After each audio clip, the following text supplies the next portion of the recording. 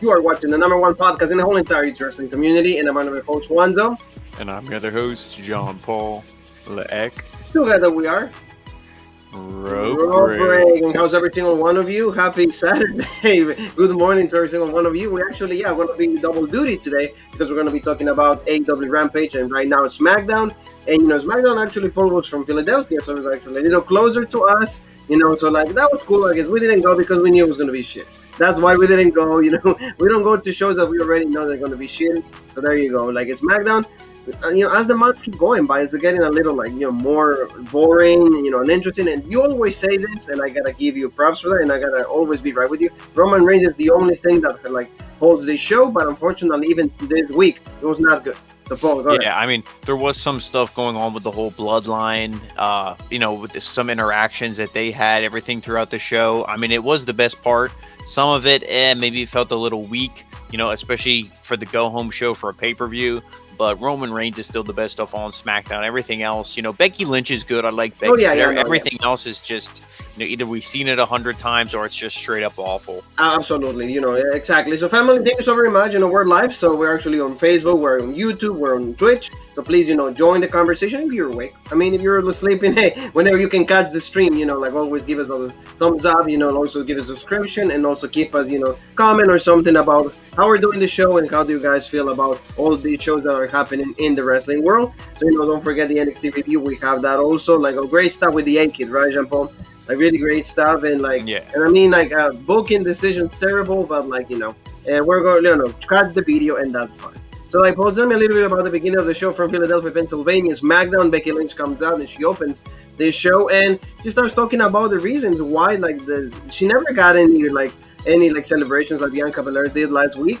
It's I came back, even sooner than any other mom will come back to a wrestling ring. I became the SmackDown champion, in short notice, very last minute notice. I actually debuted, had the match and all of that. So, what did you think about this film? Yeah, I mean, this was really good. She said, I did. You have the line that you love. And she's like, I did what I had to do. Pretty much like I did what anyone would do to win their championship. She's like, when Bianca, when we signed the contract, she shook my hand. We were standing there face to face. She wouldn't let go of my hand. She tried to hit me with her move. I had to, counter hit her with the, the manhandle slam, whatever they call it. And I mean, if Becky Lynch is a good promo, the crowd's behind her. I think you could easily, whenever they want, they can turn Becky babyface whenever they want, and she'll be over. And she was good. Bianca came out. Bianca had the fire too, cutting a promo on her saying, "Yeah, you won, but it was a surprise." So maybe you had the advantage, but now I know this match is coming. There's no games. There's now it's going to be a clean match, and you're going to see that the strongest, the fastest, the roughest, the toughest is going to win. So, exactly. I mean, this was good. Remember what I'm sorry. We said last week what happened. Becky got the upper hand. So what was supposed to happen this week then? Then Bianca will get the upper hand. So she did the KOD on Becky, and then she left. And I mean, like you said, it's a strong promo from both. Becky, like you said, is I think she's just a heel just because there's no other heels on the brand. That's why she is, because of course Bayley's done or injured. Sasha, we don't know what really is going on with her. But this is good, and this is gonna be probably one of the best matches of the show, I feel. Yeah, no, I agree, and I'm looking forward to it. It's just some of the other stuff that we have to sit through here on this show, not so good. No, exactly. We have to pick and choose. I guess we gotta watch between segments because look at this. I mean, Toni Storm, a former NXT UK champion, and now she's paired up with Shinsuke Nakamura and Rick Boogs. And I mean, is this what she was supposed to be in the main roster for? This is the whole plan that you had for this moment? I don't think so. I mean, I don't like it. I'm not a fan, but of course they have the match, the IC rematch with Apollo Crews. And interesting, we've seen this match before already, and the title never switched hands. So why would I, show some kind of interest for this? I don't think so. It was not good. It was not good for Nakamura. It's not good for Apollo Crews. In the end, nobody cares. Yeah, especially when the main focus is Rick Boogs taking out Aziz. That's the main focus of this commentary. Was then Nakamura. I don't even think it was a Kinshasa. I think he just rolled them up. It was just such a bad match. Everything is set up, and I hate saying that. I love Nakamura, or I used to. But this is just bad. Yeah, it's not interesting, and that's a big problem. For example, I guess they didn't have a lot of star power in this show. I don't know what's going on, but thank you for being with us if you're watching right now good morning for every single Yes. one of you. And like Montez Ford is like kind of like the star of the show. That was the main guy. He's talking about the match they're going to have with the Usos at Extreme Rules. Angelo Dawkins was not there, so we will have to find out what's going on with him. But like he just got a promo, want to smoke, kind of taunted a little bit of Roman Reigns. So that was like, Paul Heyman goes to him and is like, hey, Tribal Chief, like he wants a match with you. He's talking shit about you. Kind of like, like snitching, and it's like, well, book a match or something like that. And then what happened with like Adam Pearce and Sonya Deville? I mean, yeah, well, the whole, like, the Montez Ford, that was really good. And they hinted, because the draft is coming up, maybe they're going to split the Street Profits. Maybe this will be the start of the singles push for Montez Ford. You know how WWE loves to destroy their tag teams when they only have 2 or 3. So, I mean, that was good. And he said, like, they're not the bloodline. They're a bunch of bitches.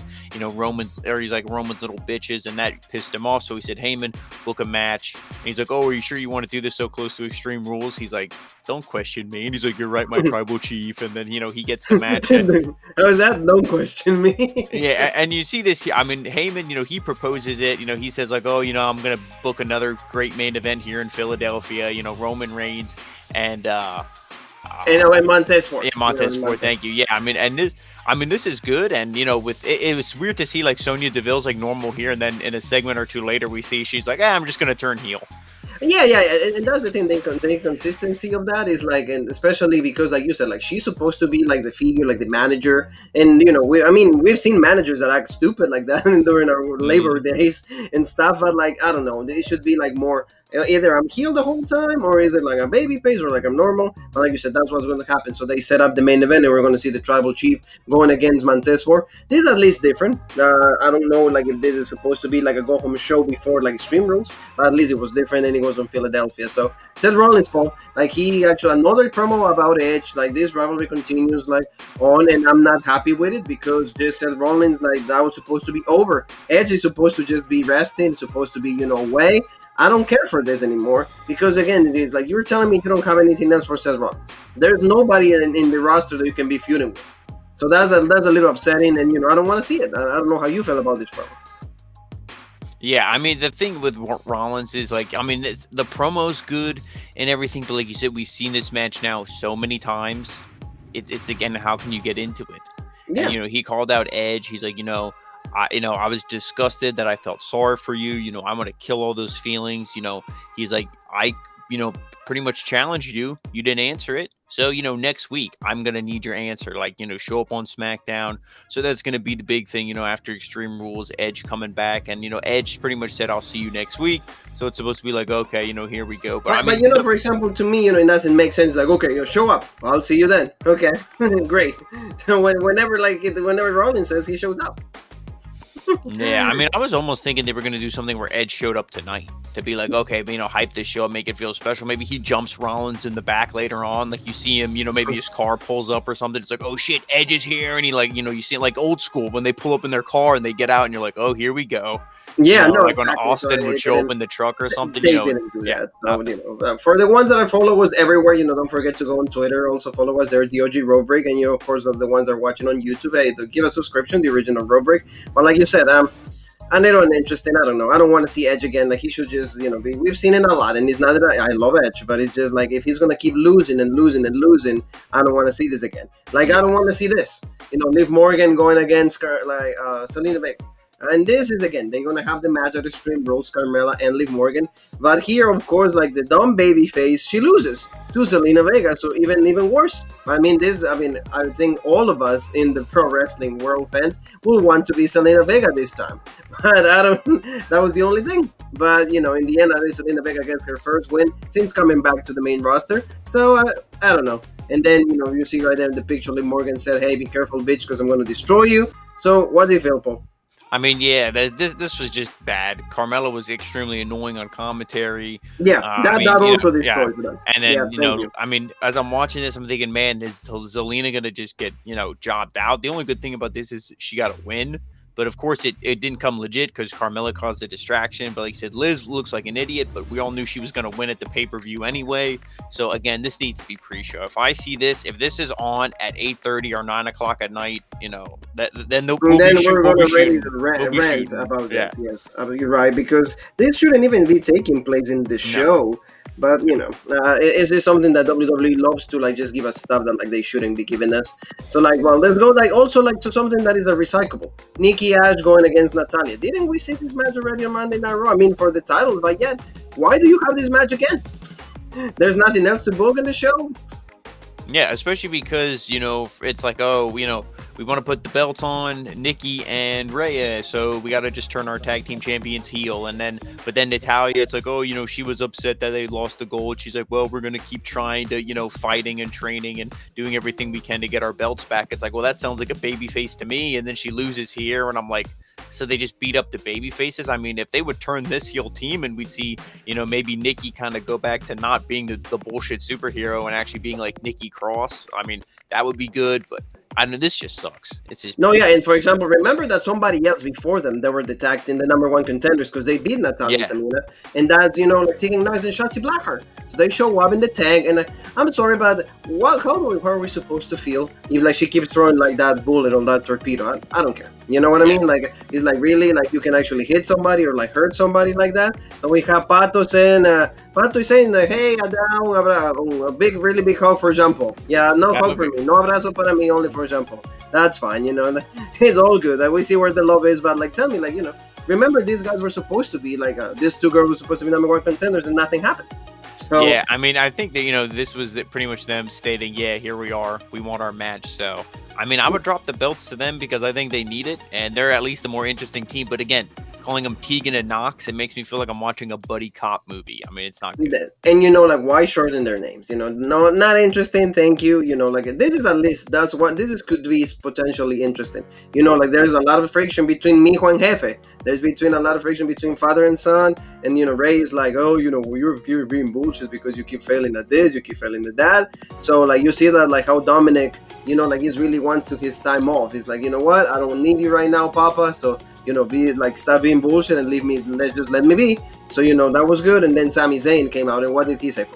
I mean, Sami Zayn's like, yeah, I overheard, and I just want to say, hey, don't forget, I'm one of the best wrestlers, that there is on this company in the world. Sure, and sure, he's like, you stood toe to toe with me, and maybe you would have did better if you didn't have your dad, yelling. He's like, maybe if you went off your gut instinct versus what he had to say, you'd do it a lot better. He's like, just think about it, so he's planting the seeds, like we always like to say, planting the seeds here for the heel turn, especially Dominic yelling at his father. So, I mean, you got time, I wouldn't say fast track it, but maybe save it for like Royal Rumble. That would be cool to see these two, something like that, where they, have the split, have their big blow off match, as in Dominic and Rey Mysterio, Yeah, no, like, to do it like special. I feel that like they're planning seats for like that heel turn, and supposedly they're gonna give him like a new mask, so like he is like a complete heel and stuff like that.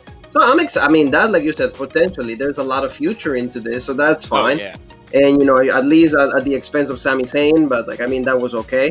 But, like, let's move on to like Naomi Paul. Like, she wants a match, so she got the music, she came out, she's like, okay, I've been asking for a match for a few weeks, a month. I was fine, and that was really unfair. I didn't deserve that, all of that. And then, like you said, like, so heel Sonya Deville comes out, hey, you know what, whoa, it's like, I'm the boss, I'm the one that like, like books the matches and all of that, so please get the hell out of my ring. So where this is going is absolutely, bad. It's not interesting, and it's just like, at the end it's going to turn out to be a match between them. So do we really want to see this? Or at least I want to hear what you think. I mean, in a different way, I liked when Naomi came out and she was fired up last week, and she was pissed off, and it was like, okay, she seems fired up. I thought she was going to be the heel and maybe, kind of goat Sonya into coming back, and Sonya would be the babyface. But it seems like, they decided to flip the roles here. So, because I wanted to see Naomi join the Bloodline. I wanted to see her join that group. So I wanted to see her be heel. We didn't see that. I don't know. I didn't care for this segment. I think it's going to eventually lead to a match. But again, they're picking the stupidest way to get us there. There's been a lot of talk about like her joining the Bloodline. So like, Paul Heyman, he's also said, hey, let's do it. A lot of people are pushing it, but at the end, I don't know if they want to do it or not, or Vince, doesn't have any. Because then you could have Roman standing there, the Usos, Heyman, and then the cake. It's like kind of like, for example, like Santos Escobar, Legado del Fantasma. Because remember, we said like, you always said like they need a woman, and now Elektra Lopez is right there, so it's more legit than like a little bit of hit, bro. But I don't know if they're going to do it or not. So we get a big stare down from the Alpha Academy, in the Usos. So this could be a potential feud after the thing that happens with the Street Profits. This I like. There was there was really nothing going on. The Usos are walking. They're like, okay, yeah, we're the bloodline. We're gonna show them. Roman's gonna kick Montez Ford's ass tonight. We're gonna kick their ass at Extreme Rules, and then boom, they just get stopped, and then just the stare down here. And I think this is who they're gonna eventually drop the belts to. I think so. At least I would. And this is a way to really get these guys over. And see, Chad Gable didn't say anything stupid.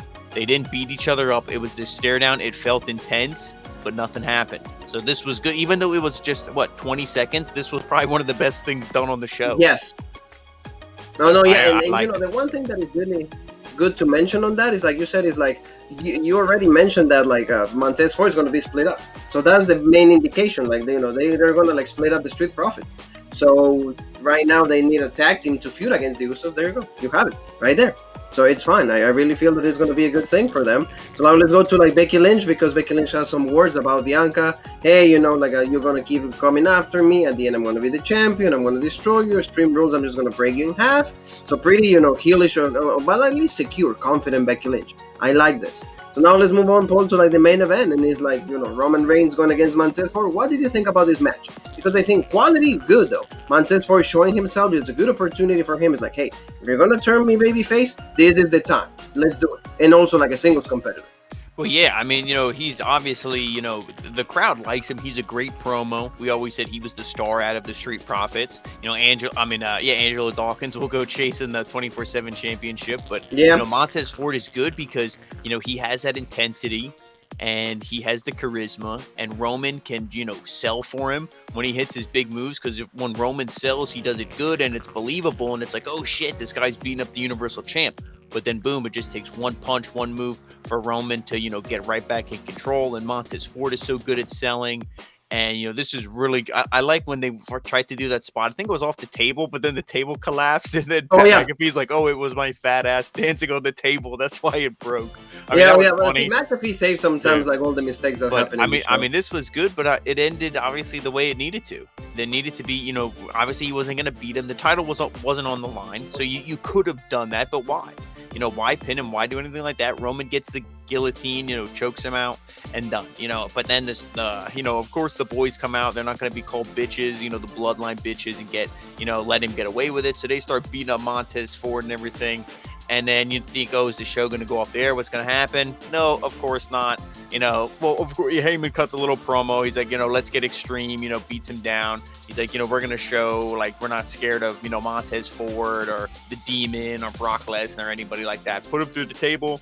And then, the lights come out. The Demon shows up. They had the stare down.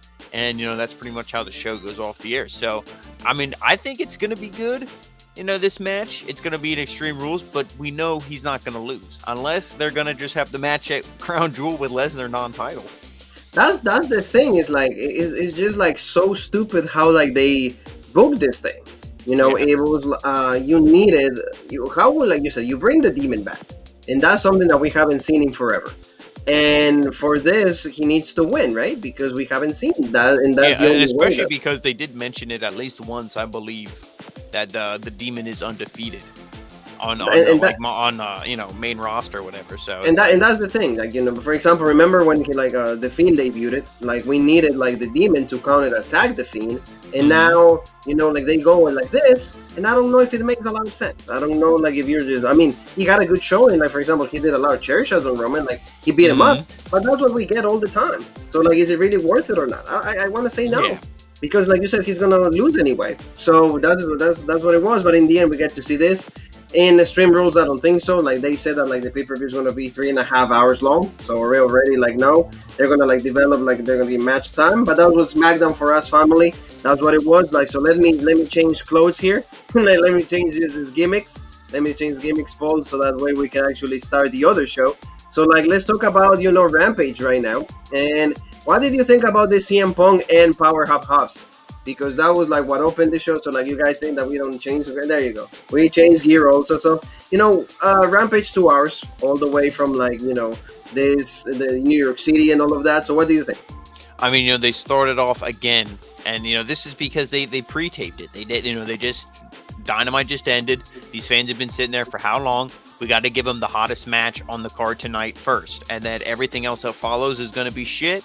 And that's really kind of how this show was, unfortunately. You know, we saw the best thing first, and then it was all downhill from here. Powerhouse Hobbs versus CM Punk was a great match. You know, we finally back to CM Trunks. You know, he's back to wearing, you know, his normal, you know, wrestling attire. He's not wearing the long pants anymore. So, you know, and he's not giving you the finger for saying that, okay? Exactly. It's the Team Taz. It's the Team Taz. And I mean, you know, and now with the new commentary team, no longer Jericho. It's just Excalibur, Ricky Starks, and Taz. And, you know, this was good, especially for this match. 2 Team Taz guys. You know, they were really into the match here. Hobbs dominated early on, looked good. But, you know, Punk, obviously, he hung in there. You know, he started taking advantage with his strikes. They were putting him over for being a good striker and everything. CM Punk, they're like, oh, you know, watch out for the strikes.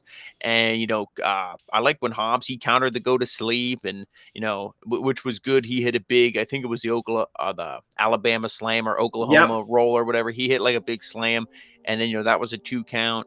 And, you know, it was just really good. But at the end of the thing, you know, you saw Hook get involved. Hobbs kind of got distracted. And then Punk hits the go to sleep. 1, 2, 3. And he gets the win. I mean, it was a good match. And like I said, Hobbs looked great. You know, especially and Paul, after that, we should have gone to sleep.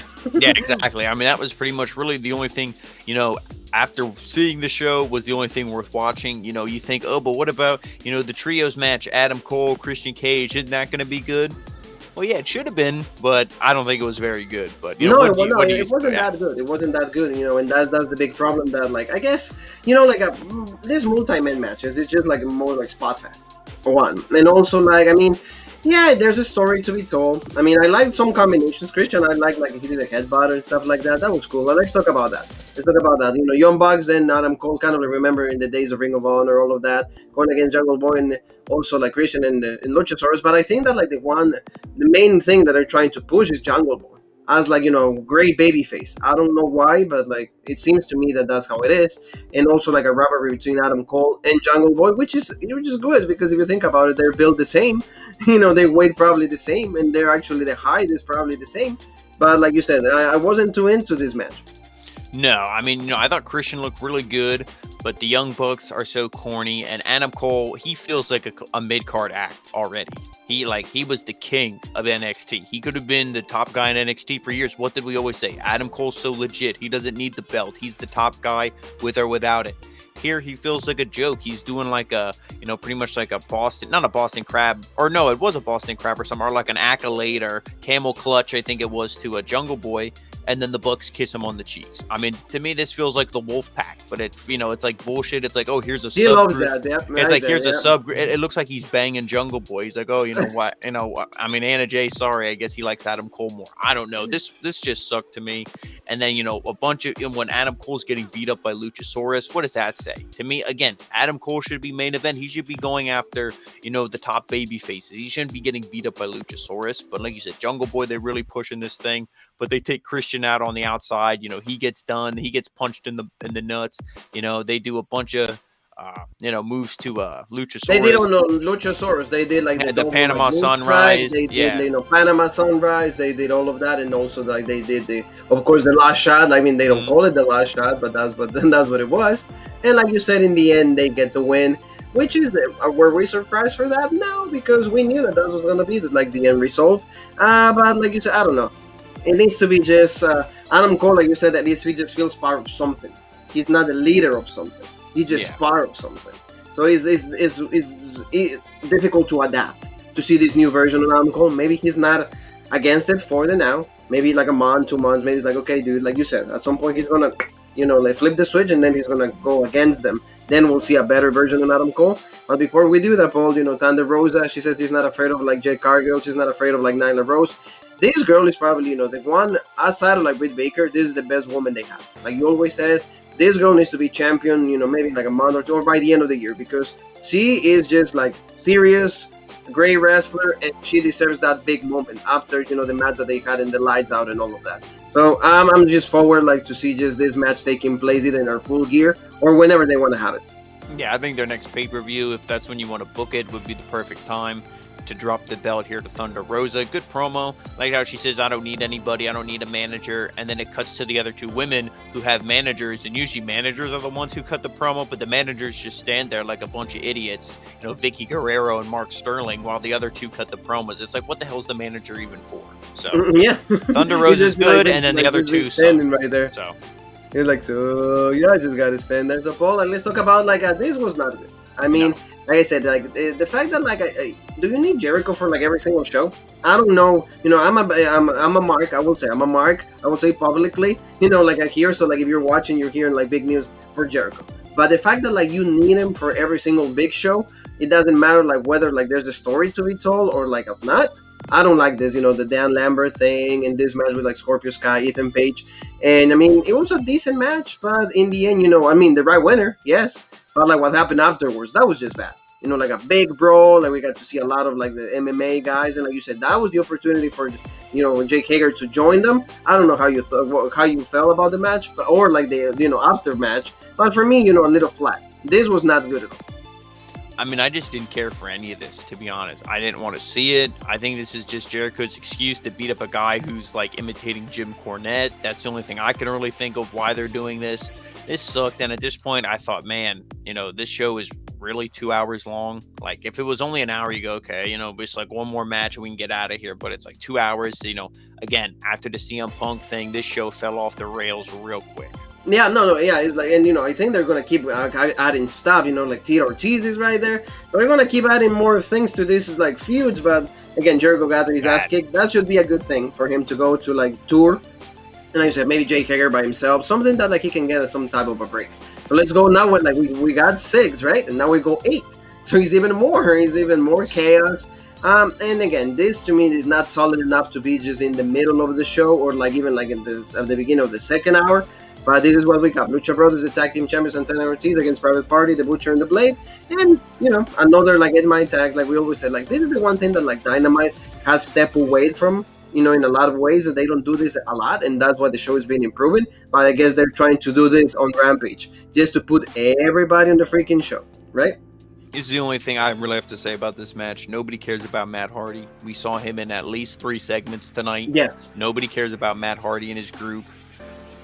You know, you have an 8-man tag featuring the tag team champions, and they can't even be the ones to get the pin.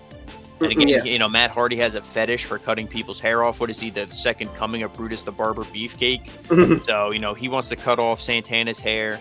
Orange Cassidy slowly walks to the ring like a fucking sloth. No, you know, and then, but eventually, you know, they hit the street sweeper on Private Party. They win. Again, the Lucha Bros can't even be the ones to get the pin. They can't even be the ones to look strong, the tag champs. This sucks. You know, this is just bad. And, and it's mostly, if this would have just been, you know, the Proud and Powerful versus the Lucha Bros, this would have been badass. But 8-man tag, anything featuring Matt Hardy, it's gonna suck. Yeah, like you said, especially because like you need to feature your tag team champions a little better.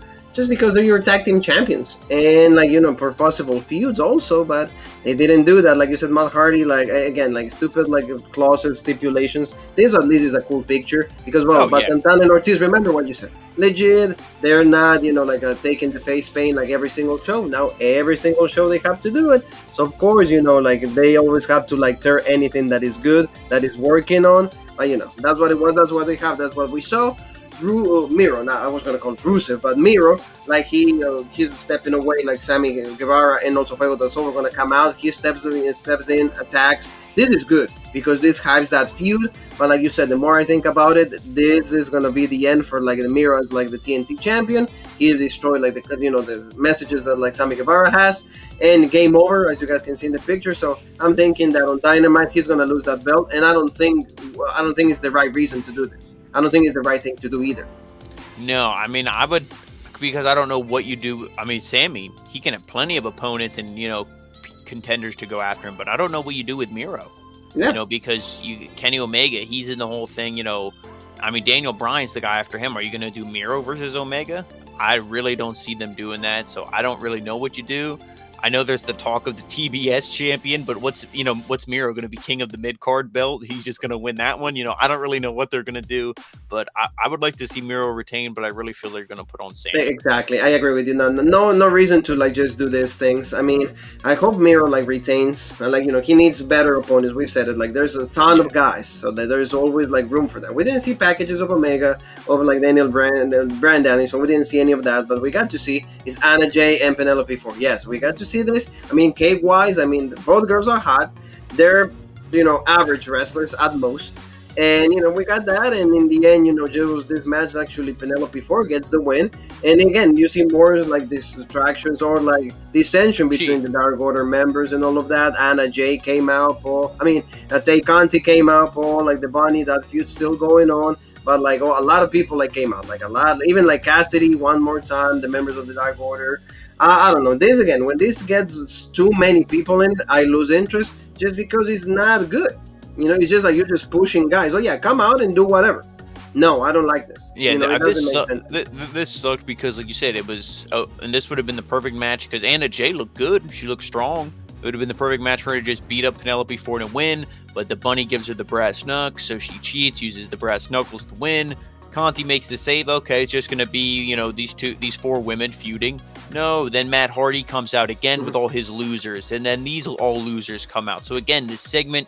I mean, it was already ruined. It was already shit, but it's even ruined even more so with the inclusion of Matt Hardy and everything else. So again, bad. This just, there hasn't been after the Punk thing. There really hasn't been a good segment. So it's true. It's true. Unfortunately, it sucks. The one thing to mention next week on Dynamite, this is going to be a good match. Like I said, yes. Build the same guy, same height. It's around. So like, there's all the qualities in a match that these two guys can give us like a great showing. Of course, Adam Cole is going to go over. I don't think that he will lose to Jungle Boy, and if he does, then you know what? Maybe I should stay on NXT or maybe in the main roster and change my name for something. Maybe else I should have been. Maybe I should have been Bearcat Lee's new manager. Yeah, Bearcat Lee, exactly, absolutely right. So let's go to the main event poll, and this is Eddie Kingston and Jon Moxley going against Minoru Suzuki and Lance Archer in the Lights Out, and this was like. Another one, and it's not that we don't like Jon Moxley because we do, but it's always a stipulation. It's always Eddie Kingston. It's just the same and the same and the same. Suzuki and Archer, we've seen this in New Japan. Am I the only one who feels this way, or how do you feel about it? Eventually, I'm going to tell you something. Eventually, this time next year, you're going to have Moxley's going to be like the king of AEW Dark, or he's going to just be full time in GCW.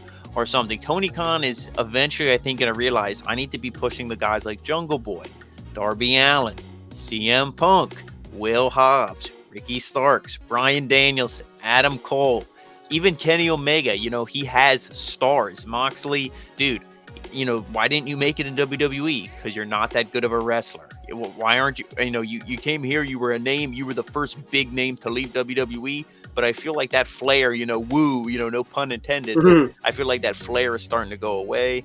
So, Moxley, again, like you said, all his matches are garbage. Whether it's, using garbage rules, beating each other up, or just garbage skill-wise. And, they're not very good, and that's what most of them are. I didn't like this. They pretty much had Kingston. He was taken out of it. They had Moxley tied up.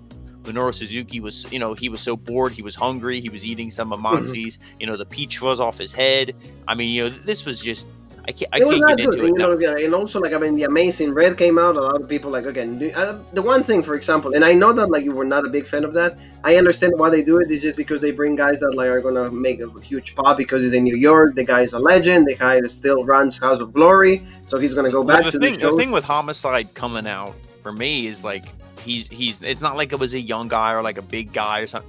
He comes out, he just punches Minoru Suzuki, supposed to be this badass hardcore legend, just punches him once or twice. Oh, I'm done. And then he hits Lance Archer, who's 3 times his size. Oh, I'm done. Really? If this would have been a Brock Lesnar coming out, oh, okay, yeah, throw these dudes around, be badass. Red, yeah. But I mean, no offense, but Homicide, if he was standing on his own 2 feet, would be this tall, and next to me sitting in a chair. So come on, it's not believable. No. They just do it for the cheap pop. New York, and then Eddie Kingston pretty much murdered. He put a freaking trash can on him and whacked him about 40 times, and then pinned him, and just I don't know. And that was the beginning. This is your main event. The end of Rampage, like you said, like like they get John Moxley and also like Eddie Kingston, they get the win. But like for example, all I can tell you, like in this before we leave, is like if you're Lance Archer, how do you feel about this? Every single time you have one big moment, one, when you won the New Japan United States Championship. This is the only thing I would do if I was Lance Archer, to be legit. I'd be like, okay, how much is Tony Khan paying me? Okay, he's paying me this much money. I'm not winning any belts, okay, whatever. How much is New Japan going to pay me, or the next best place? Are they going to pay me more? No, okay, maybe they'll pay me less, but am I going to win championships? Yes, okay, well, then I'll go there. I think eventually these guys are going to start weighing their options. No, I can tell you, now that we just, very quick, we're going to do it before we go, is like, I think MJF is going to be one. I think Lance Archer and Brian Cage. Those three will be the ones that I'm measuring. And also, like, if people are asking where is Jake Roberts, the Snake, he's actually a little out because there's like an undisclosure, like, health problem. So we wish him well. Hopefully he can recover quick, whatever you have. We love you. But like you said, like, it's just like I come in and all these guys get the push, get the wins, get the big moments, get the fights with the matches with Omega, the title and all of that. He did get the match. He didn't win. But after that, it's like you always like, and nothing. And I mean, to me, not making him the first TNT champion absolutely just hurt him, killed everything. And that's why that's why at least we are surprised that Cody put over Malachi Black twice. But remember, I sent you that meme. Oh, but like the feud continues on. So family, thank you so very much for being with us for all of this. Hopefully we serve you well. And 2 shows right there, and we cover everything, so thank you so very much. Don't forget to subscribe, hit the bell for notifications, and also give the video a like. And we will be live. We will go more in depth when it comes to Extreme Rules. All the stipulations, all the matches. I mean, normal rules or Extreme Rules. I don't know. But where else can they find us, Paul? And then, guys, make sure you follow us all our social media. Rope Break on Facebook, OG Rope Break on Twitter, Original Rope Break on Instagram, Twitch, and TikTok, and of course, right here on YouTube, the home of the #1 podcast in the YouTube wrestling community, the Original Rope Break. So you and me have one more thing that is left to say, and that is...